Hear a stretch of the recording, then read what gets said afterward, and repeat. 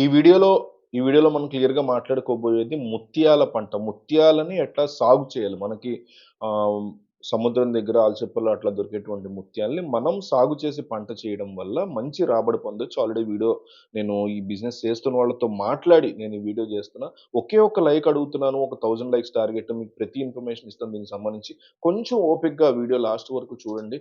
So, ముత్యాల సాగు business చేస్తున్న వాళ్ళు మంచిగా సక్సెస్ అవుతున్నారు. ఎందుకంటే ఈ వీడియో లాస్ట్‌లో మీకు ఈ ముత్యాల సాగు పంట ఎట్లా చేయాలి? దీనికి సంబంధించి ఫ్రీ ట్రైనింగ్ ఇచ్చేవాళ్ళున్నారు. వాళ్ళకి సంబంధించిన డీటెయిల్స్ అన్ని వీడియో లాస్ట్‌లో పెడతాను గమనించండి.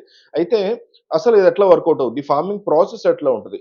ఈ ముత్యాల సాగులో ముందుగా నదులు, సరస్సుల దగ్గర నుంచి మొసైల్స్‌ని సేకరిస్తారు. ఈ మొసైల్స్ సేకరించుకున్న తర్వాత మత్స్యకారుల నుంచి మనం కొనుగోలు చేసుకోవాలి. ఈ మొసైల్స్‌లో లామినటెల్స్, మాలిజేగన్ రకం ఇలా మేలు రకమైనటువంటివి ఉంటాయి. మన ఇంటి వద్ద గాని, లేకపోతే ఖాళీగా ఉన్నటువంటి ఒక ప్లేస్‌లో ఒక కొలను లేదా వాటర్ పాండ్‌ని ఏర్పాటు చేసుకోవాలి చిన్నది.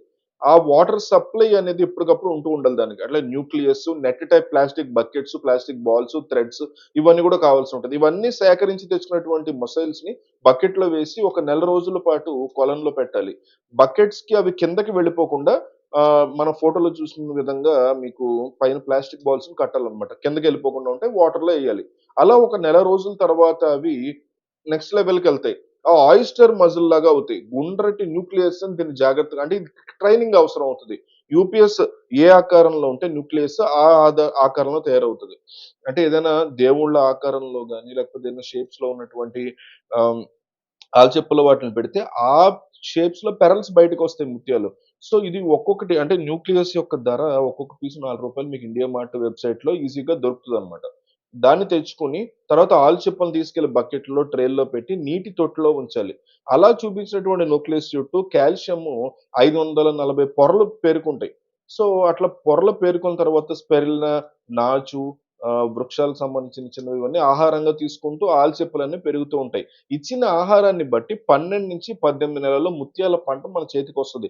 ఒక్కొక్క ఆల్చిప్పలో 1 లేదా 2 ముత్యాలు తయారవుతాయి. ఒక్కొక్క ముత్యం ధర మార్కెట్‌లో రూ. 300-1800 వరకు ఉంది. దాని క్వాలిటీ బట్టి. నాణ్యమైన డిజైనర్ ముత్యాల ధర అంటే మంచి డిజైన్ చేసినటువంటి ముత్యాల యొక్క ధర ఇంటర్నేషనల్ మార్కెట్‌లో రూ. 10,000 వరకు కూడా ఉంది.